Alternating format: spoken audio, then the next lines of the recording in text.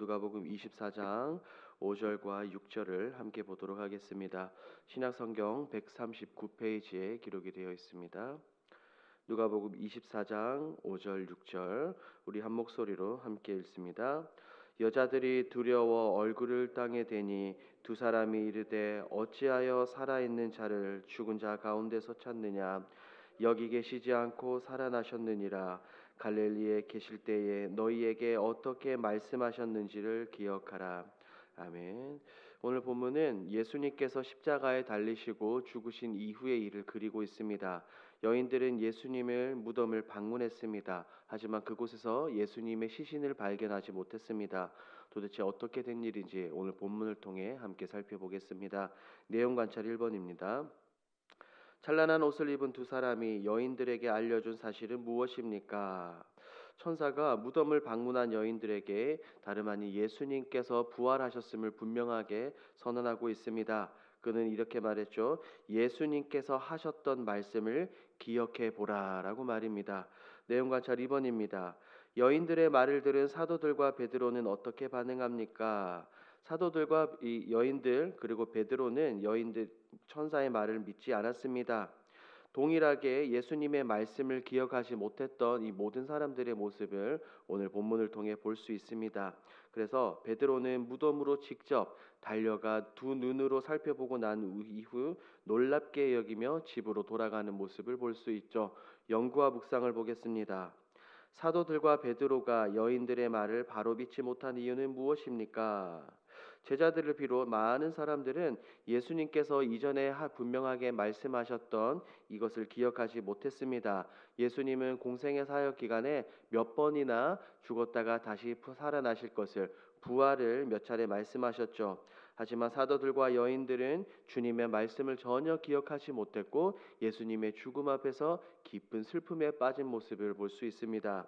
말씀을 듣기는 듣되 그대로 믿지 않았던 안타까운 모습을 볼 수 있습니다. 이 본문에 나오는 여인들과 사도들의 모습을 보며 우리가 무엇을 느낄 수 있겠습니까? 느낀 점으로 가보겠습니다. 직접 보기 전까지 예수님의 말씀을 기억하지 못하는 사도들과 베드로의 모습을 보며 무엇을 느낍니까? 지금 본문에 등장하는 이들의 모습이 곧 나의 모습이 될 수 있습니다. 이들은 주님의 말씀을 기억하지 못했고 온전히 믿지 못했습니다.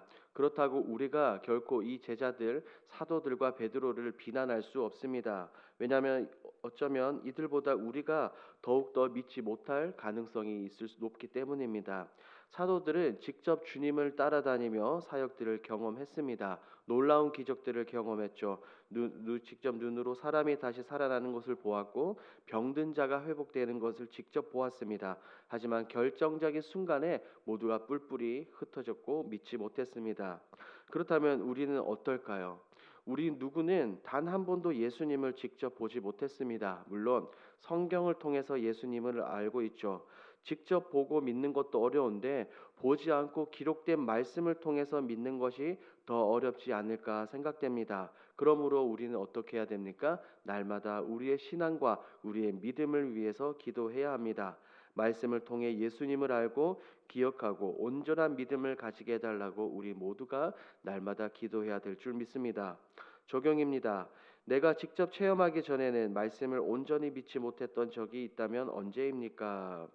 저는 한때 무신론자였습니다. 시편 14편에서 말하고 있는 것처럼 하나님을 인정하지 않았고 신의 존재는 없다고 여겼습니다. 하지만 말씀을 통해 분명히 깨닫게 되었고 진실로 하나님을 믿게 되었습니다.